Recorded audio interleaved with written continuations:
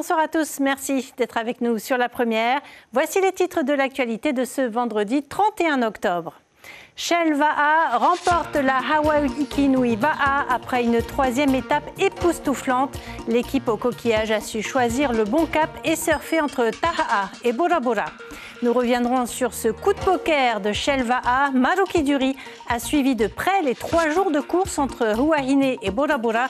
Il sera en direct de la Perle du Pacifique pour nous livrer son analyse. Bora Bora, dont il sera question dans notre rubrique Tehono Ta'amotu, car demain, une autre course prend le relais, la Aere. Nous en parlerons avec le maire de Bora Bora, Gaston Tongsang.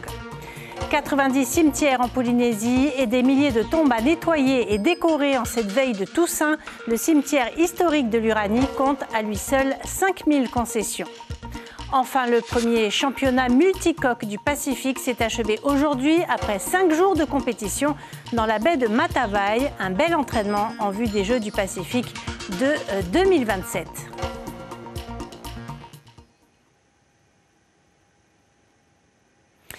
C'est l'image du jour. Shell Va'a a franchi la ligne d'arrivée à Matira en déjouant les pronostics. 3e à Raiatea, 2e à Taha'a et donc première à Bora Bora. Quel renversement de situation. Les champions de ce Hawaii Nui Va'a, ça va être Shell Va'a. Voilà, l'équipe au coquillage remporte la 32e édition de la Hawaii Nui Va'a. Shell Va'a reprend son titre. Les hommes de David Tepava s'offrent même le luxe de battre le record de temps de cette dernière étape. Le résumé de la course avec Chiquita Teiva. 2 ans qu'ils en rêvaient, les rameurs de Shell, seuls au monde, s'élancent vers une victoire incontestable et battent le record de cette 3e et ultime étape, Taha'a Bora Bora, 58 km en 4 heures 11 minutes et 18 secondes.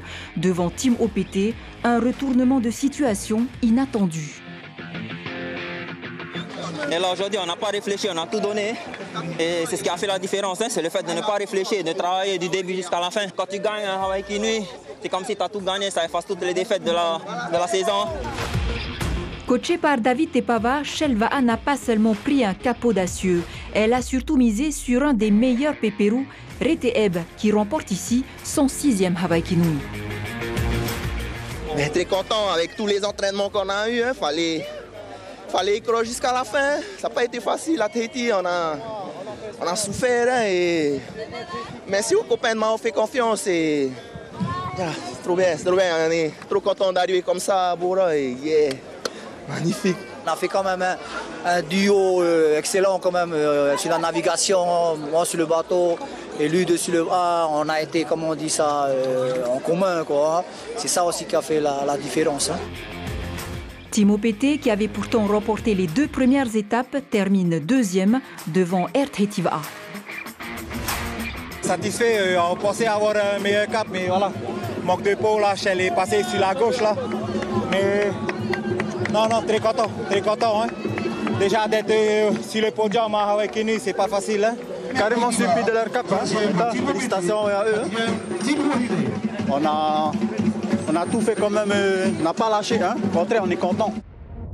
Chez les vétérans de plus de 40 ans, Tamari A'aro, mené par Manute Owen, remporte l'étape. Mais au classement général, EDT Va'a termine en beauté avec près d'1 minute d'avance. On a eu un beau combat avec A'aro, ils sont passés, on est passé, le final dans le lagon, ils sont passés, on n'a pas pu tenir. Mais l'objectif atteint pour nous, quoi. Vous voulez déjà essayer de voir si on pouvait déjà les titiller encore aujourd'hui et gagner l'étape. J'ai vu qu'ils étaient au marquage. Ils avaient raison, ils avaient une bonne avance. Shell Va'a signe ici sa 10e victoire à Hawaii Nui Va'a. En attendant la 33e édition, l'équipe au coquillage en reconstruction semble avoir trouvé la bonne combinaison. Voilà pour le bilan de cette 3e et dernière étape. Toutes nos équipes éditoriales et techniques étaient mobilisées durant ces 3 jours pour vous faire vivre cette course de l'intérieur. Parmi nos journalistes sur le plan d'eau, Maruki Duri. Maruki, ça fait quelques années maintenant que vous suivez cette course mythique des îles sous le vent. Comment avez-vous trouvé cette 3e étape ? Eh bien, bonsoir Cybèle, c'était une 3e étape historique, incroyable. Même les adjectifs nous manquent tant le spectacle était d'exception. Alors, il a fallu un Shelva 5 étoiles pour décrocher leur 10e victoire de la Haveki Nuiva. Et il a fallu surtout prendre un pari fou, un cap complètement à gauche, direction Maupiti, pour ensuite redescendre vers Toriroa. Et surtout, un record d'étape pour cette 3e étape pour Shelva. Et ils se sont imposés devant un OPT que tout le monde donnait favori, même les pronostics, même les chronos des 2 premières étapes, puisque, vous le savez, OPT a aussi battu un record historique lors de la première étape. Ils ont gagné la 2e étape hier, donc peu de chances de les voir perdre aujourd'hui. Eh bien si, car OPT a choisi le cap emprunté par l'un des autres adversaires, RTT, qui a fauté un petit peu le trouble dans les pronostics de cette 3e étape. Et au final, Shelva, grand vainqueur. Shelva, vous l'avez entendu, en reconstruction également, avec un nouveau barreur, Reteeb, très expérimenté, certes. Eh bien aujourd'hui, il a montré qu'il fait partie des meilleurs. Le niveau du VA polynésien lors de cette Haveki Nuiva a été très très élevé entre Shelva, OPT, RTT. Les équipes des îles également sont venues avec le couteau entre les dents, Bora Bora, Huahine. Donc le niveau ne cesse d'augmenter et cela c'est aussi grâce à la transmission, puisque demain il y aura la ARE, 136 pirogues engagées dans plusieurs catégories, les minimes, les benjamins, les cadets et aussi les mixtes. Mais tout cela, vous allez en parler avec le maire Gaston Tongsong qui soutient cette 4e étape de la Haveki Nuiva. On pourrait le dire, le petit Haveki Nuiva, l'héritage du VA entre les mains de ces jeunes. Vous allez en parler un petit peu plus tard. Voilà ce que l'on pouvait dire. Merci beaucoup Maruki pour cette analyse. Merci également à Sandroli derrière la caméra. Au classement général provisoire, Shelva, Team OPT et RTT forment donc le trio gagnant. EDT est 4e. Les îles sont bien représentées, Maruki le disait, avec Bora Bora 5e, Huahine 6e et Manihi 7e. Pire, Hawaii et Enviropol sont 8, 9 et 10e. L'étape finale de cette compétition est aussi la plus suivie, avec cette arrivée extraordinaire à Matira. Au fil des 58 km qui séparent Taha'a de Bora Bora, les bateaux se multiplient sur le plan d'eau et à l'arrivée, les supporters accueillent avec ferveur les équipages. On voit cela avec Hitimanaki. Dans une mer mouvementée, difficile pour eux d'approcher leurs favoris. Mais qu'importe, l'intention est là et chaque équipe, élite ou pas, a droit à ses encouragements. Pendant les 5 heures de course, ils n'ont rien lâché, relayés à l'arrivée par des dizaines de familles venues acclamer les rameurs et retrouver pour certains un des leurs. Vous supportez qui? Les Raromatei. Et alors, satisfaites de la course? Très satisfaites, ils sont parmi les 10 premiers. Il y a Amok, déjà Huahine qui est dedans. Sachant que dans l'équipe gagnante, il y a des gens de Bora, genre Brice, il y avait Roi aussi dedans. Donc oui. Et du coup, tu as suivi toutes les étapes ou... À la télé, oui. Et l'arrivée, on se devait d'être ici. Comme d'habitude, magnifique. Voilà, on ne peut pas rêver mieux en tout cas en termes de manifestations sportives, donc on est content d'être ici. Je suis fière de lui, c'est sa première année à Haveki Nui et je suis très fière de lui qu'il ait participé au Haveki Nui. On l'attend impatient ici avec mon bébé. On est content de le revoir et une semaine quand même c'est long, hein. On a hâte de le retrouver en tout cas. Et c'est peu de le dire, à peine arrivé, Désiré va se jeter au cou de son mari. C'est important aussi la famille, c'est eux qui donnent aussi la force, le courage et je les remercie beaucoup. Ça fait du bien de savoir que la course est finie et qu'ils sont arrivés. Oui, heureusement aussi, sinon c'est dur aussi pour eux aussi. Les supporters, ça aide beaucoup quand ça crie et tout. Dans des moments de coups de barre comme ça, le fait d'avoir du soutien, ça aide vraiment. Entre les fleurs, les percussions et la ferveur du public, l'ambiance était à la fête aujourd'hui à Bora Bora. Voilà, commentaire signé Patrick Régis. Demain, c'est un autre rendez-vous du VAA qui attend les passionnés avec la ARE. On en parle tout de suite dans Teronota Amotu.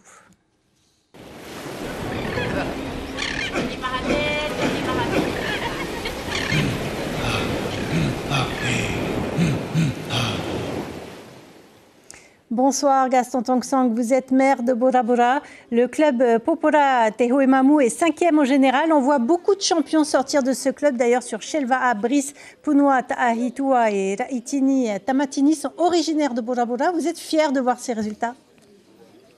Oui, absolument. Absolument, nous avons obtenu des bons résultats.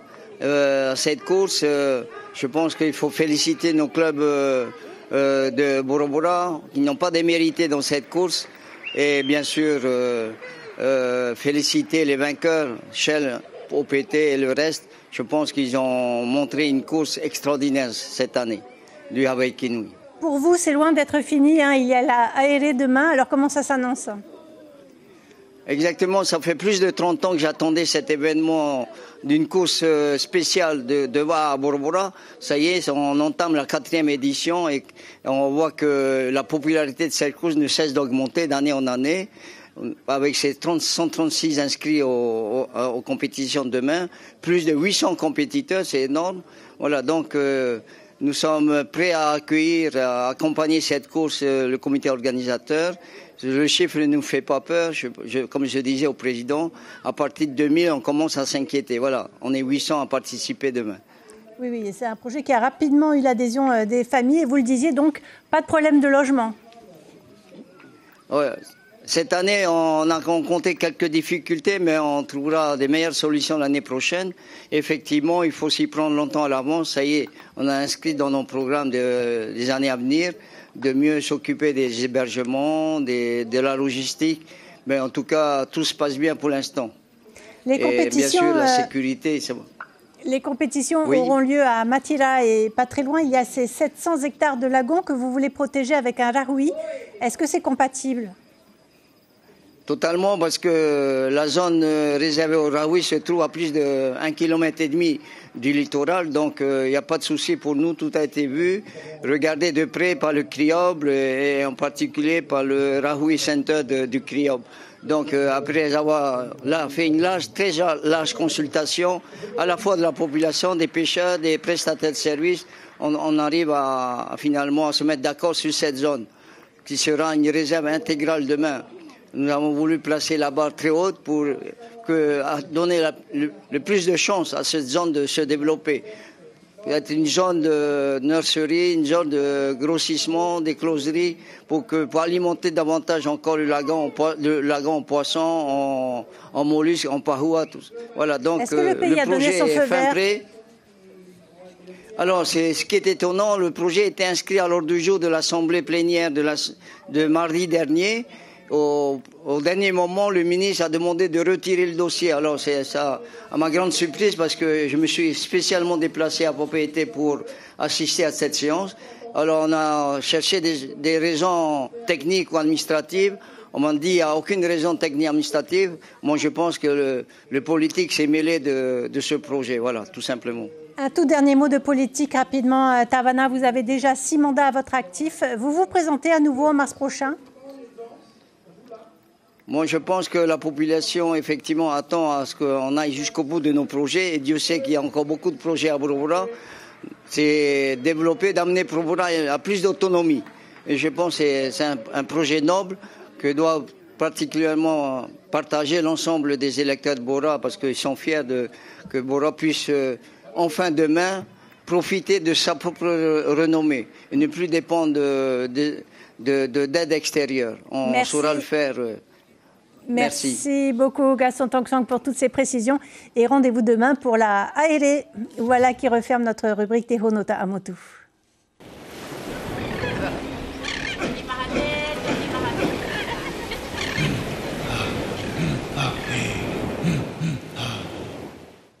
Le monde de la pêche et de la plaisance, endeuillé par le décès de Léonard Dean, plus connu sous le nom de Coco Dean.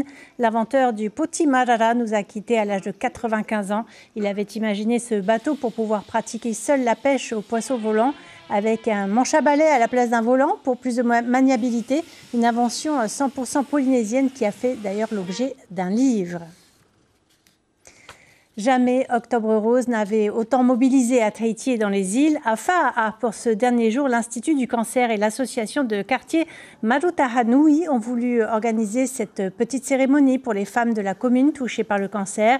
Ateliers de maquillage, confection d'objets traditionnels, information sur le dépistage, une belle manière de clore les manifestations du mois.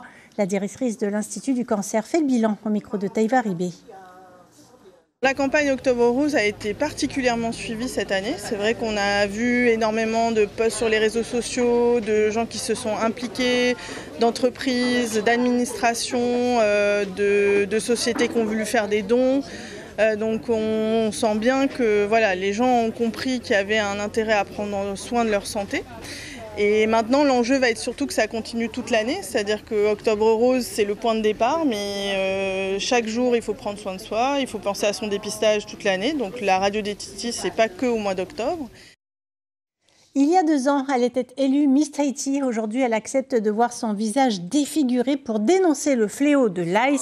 Ravahere Siu a joué dans un court-métrage qui sera diffusé dans les collèges et lycées. 25 000 élèves seront sensibilisés.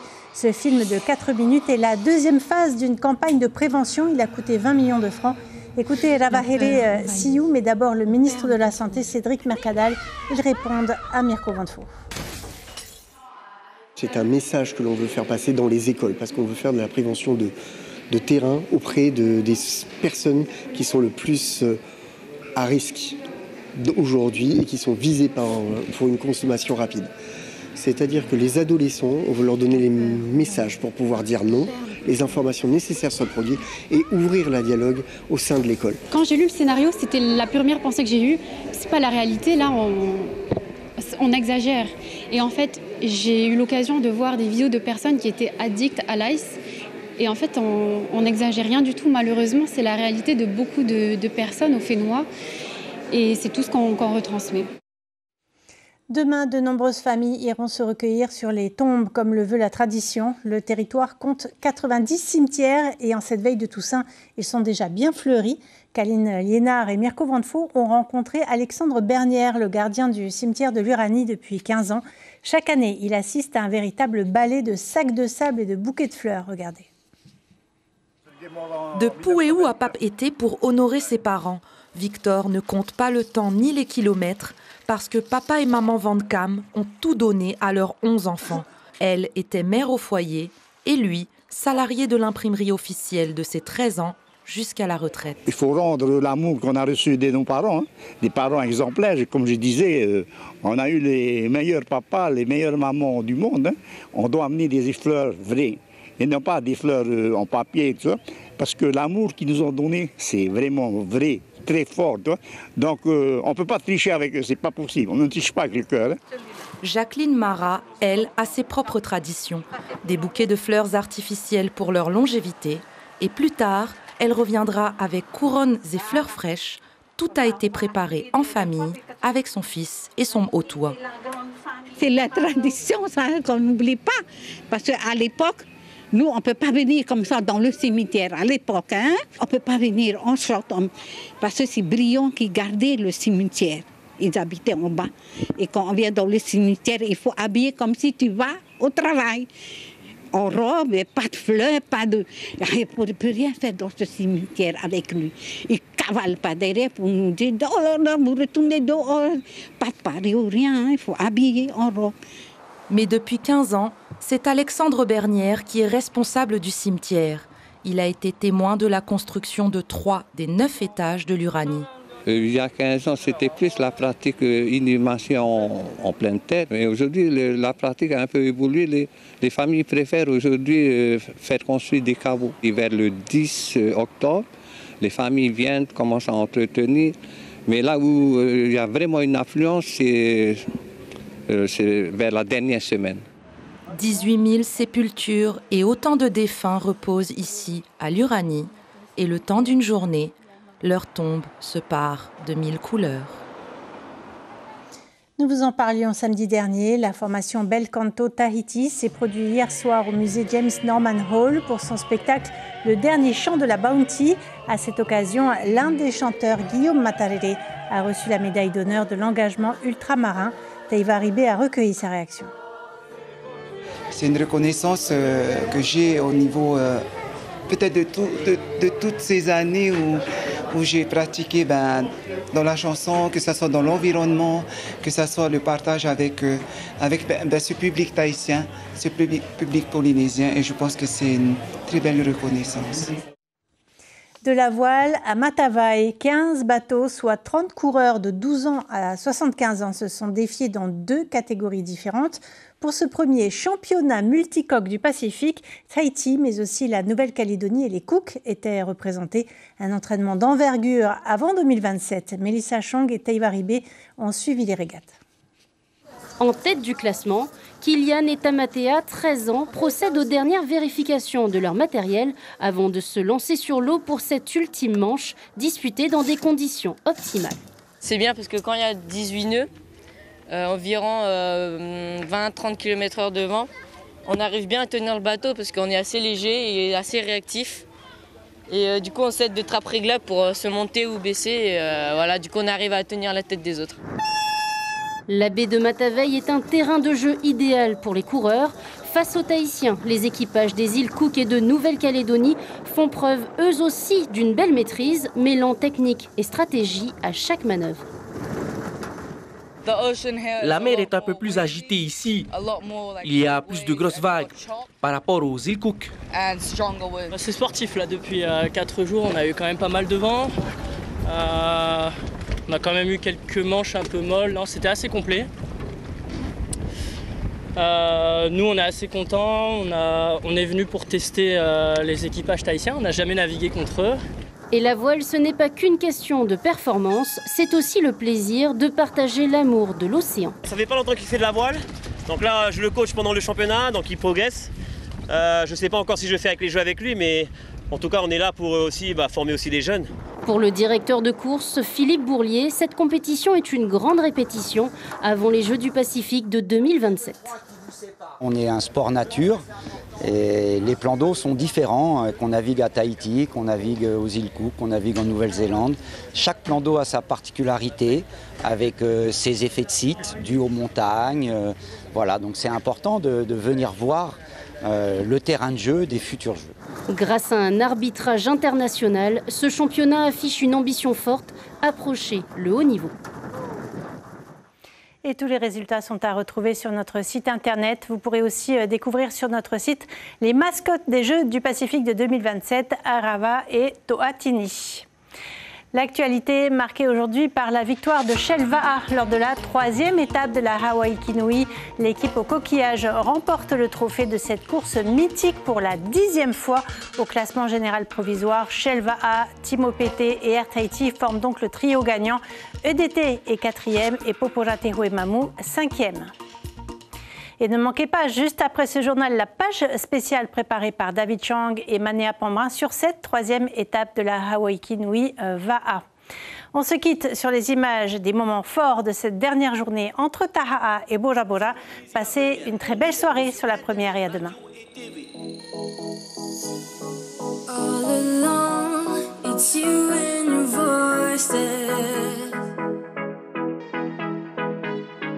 All these years of brilliant projects. How beautiful the way you make people know the reality of heaven's account is all alone. It's you and your voices. Through our screens we get your ideas.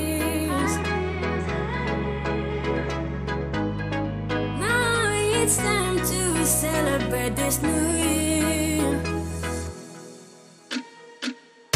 Haide, haide, haide, my porinitia. Haide, porinitia te. Haide, haide, haide, my porinitia. Haide, porinitia te. Retrouvez toute l'info sur WhatsApp en scannant notre QR code.